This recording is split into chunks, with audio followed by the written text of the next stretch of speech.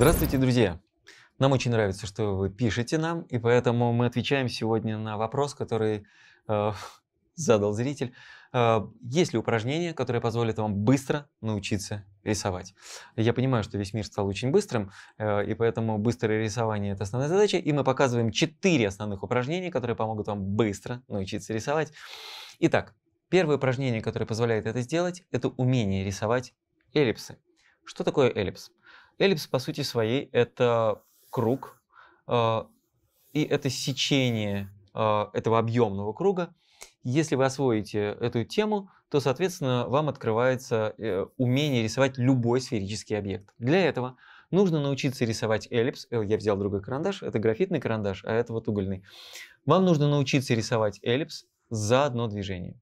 Вы рисуете эллипс за одно движение. Он должен быть легким, быстрым, четким. Что у эллипса есть? У эллипса есть безусловный центр.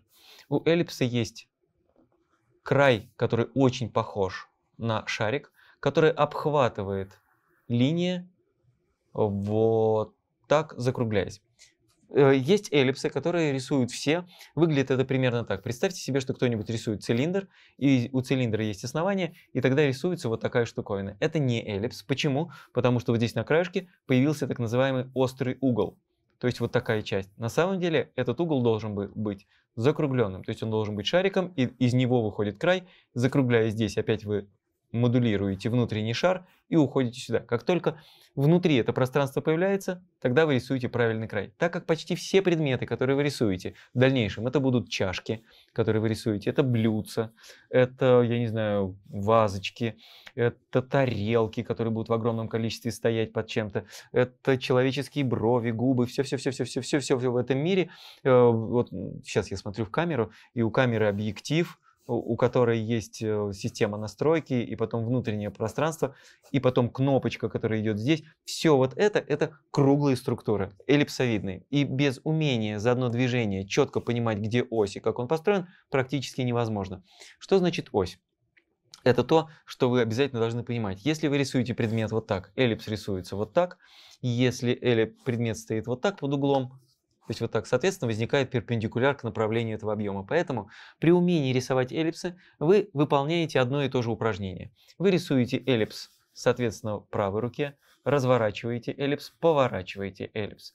Рисуете эллипс, рисуете параллельный эллипс, еще эллипс. И вы должны покрыть лист, огромный лист. Купите специальный альбом, знаете, они очень дорого стоят. Купите самый дешевый альбомчик, там, чтобы листов было побольше, листов 200.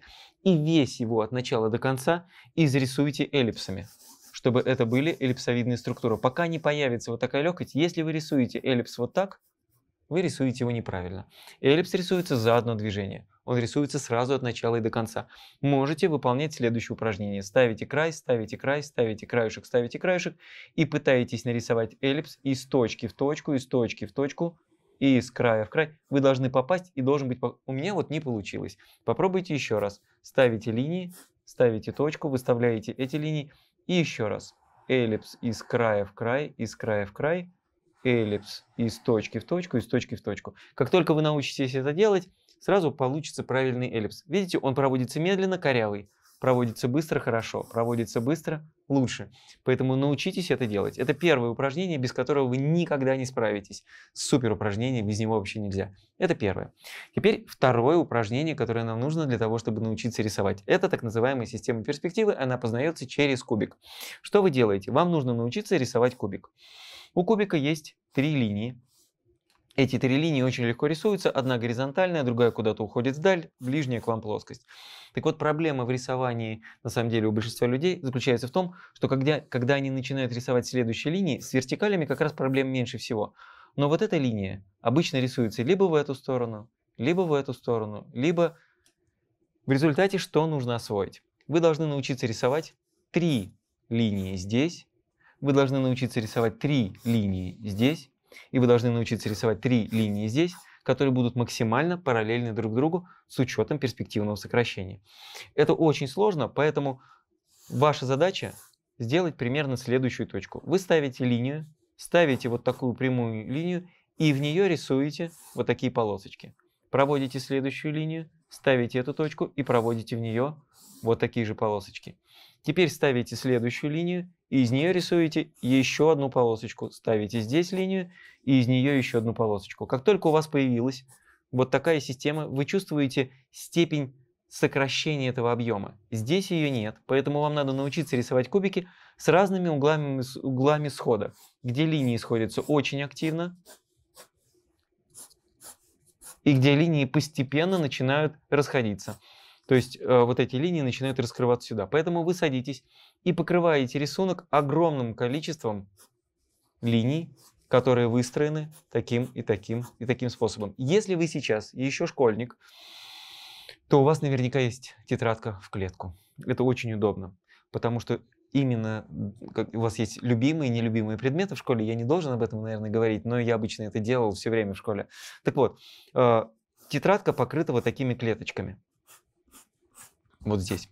Когда я хочу построить кубик, что я делаю? Я из одной точки, у меня уже есть кубик построенный вот здесь. Я из этой точки в эту точку провожу линию, из этой точки провожу в эту линию и получаю вот такой изометрический кубик. Изометрия — это значит, что все плоскости, все линии построены прямо, вот, параллельно друг другу, нет перспективного сокращения. Ну, вообще не так, но я просто использовал этот термин, чтобы было понятно, что линии параллельны.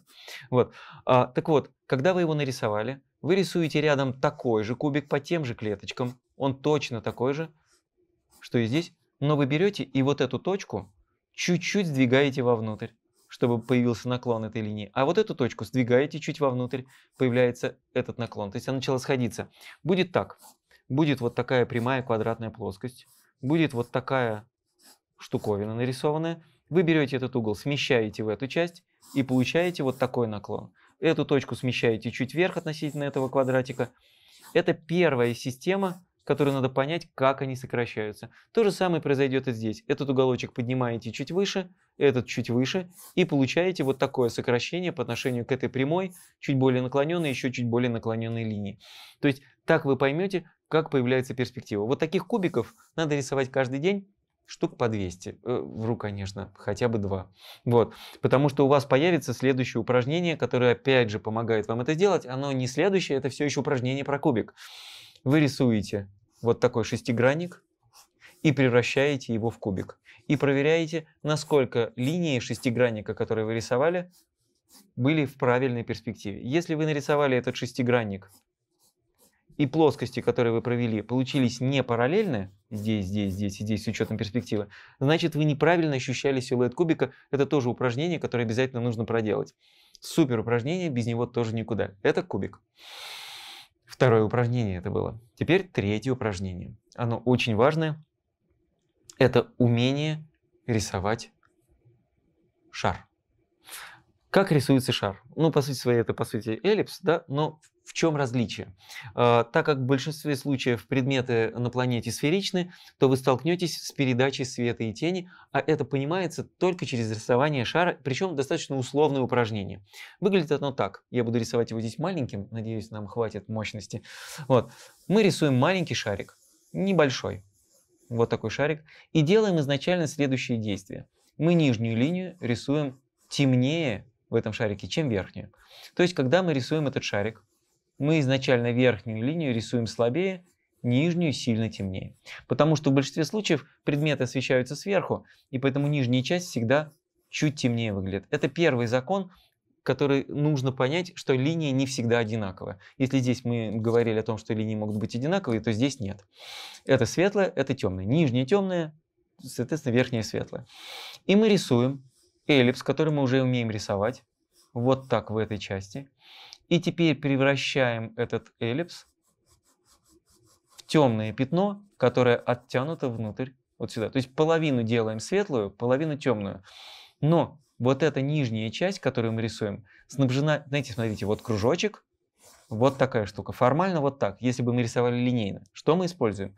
Мы здесь рисуем не линию, а мы рисуем вот такую широкую полоску. Это структурная часть. Поэтому здесь мы начинаем вводить вот такие эллипсы, которые вот так мягко разбиты. Повторите их раз 20 вот здесь, этих эллипсов проведите, тогда получается вот такая часть.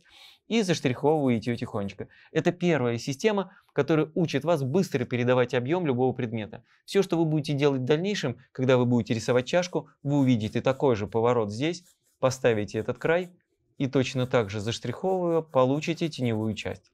Здесь вы точно так же увидите тень, которая будет падать в эту часть, и точно так же заштрихуете ее, потому что здесь будет система структур объемов. Все всегда рисуется через вот такой прием, все, что связано со сферичными предметами. То есть если это будет кувшинчик, то у него будет такой же поворот здесь, такая же теневая часть здесь, и вам придется набирать эту же и эту же структуру, поэтому без него никуда не уйти. Это прием, это третье упражнение, без которого вы никогда никуда не уйдете. Ну, а теперь самое важное упражнение, без которого вообще ни в коем случае нельзя, это надо научиться уметь рисовать глаз. Поэтому вы садитесь, либо перед вами есть глаз, либо кто-то на вас смотрит, либо есть фотография хорошего глаза. Я не знаю, как вы это будете делать, но происходит примерно следующее. Вы рисуете слизнячок, вы рисуете наружный угол глаза, рисуете веко, рисуете радужную оболочку, рисуете зрачок, рисуете блик, заштриховываете зрачок, заштриховываете радужную оболочку, чувствуете тон между ними. В слизнячке находите пятнышко, которое находится здесь, и показываете толщину века с помощью 3 линий. Одна, которая касается глазного яблока, вторая, которая будет ресничным краем, и третья – окончание века. Здесь будет делаете то же самое. Одна, которая касается, другая – ресничный край, третья – нижняя часть. Вам нужно научиться рисовать вот такую штуковину и понимать, что так как она сфера, вы берете и тихонечко заштриховываете этот объем с этой стороны. Здесь закрываете нижнюю плоскость тоном, здесь нижнюю плоскость тоном. Само глазное яблоко всегда в нижней части темное, за счет чего нижняя плоскость века ловит свет. И вы сразу врисовываете такое сечение. Раз, два, поворот, раз, два. И вот таких глазиков надо рисовать очень много, пока не получится супер классный глаз, в котором будет все очень красиво, и он будет как живой. Все вот это настолько развивает ваше мастерство, что вот это становится продолжением того, о чем мы говорили. Просто вам нужно четкое применение, а так как вы в глаза смотрите всю свою жизнь, и так как глаз является, наверное, основным предметом, который вы пытаетесь нарисовать в портрете, поэтому, когда кто-нибудь вам придет, вы начнете его рисовать, первое, что вы сделаете, конечно, начнете с глаз. Хотя, наверное, это неправильно, но, тем не менее, нужно уметь рисовать эту деталь. Поэтому к этим упражнениям добавляется вот такое маленькое симпатичное глазное упражнение.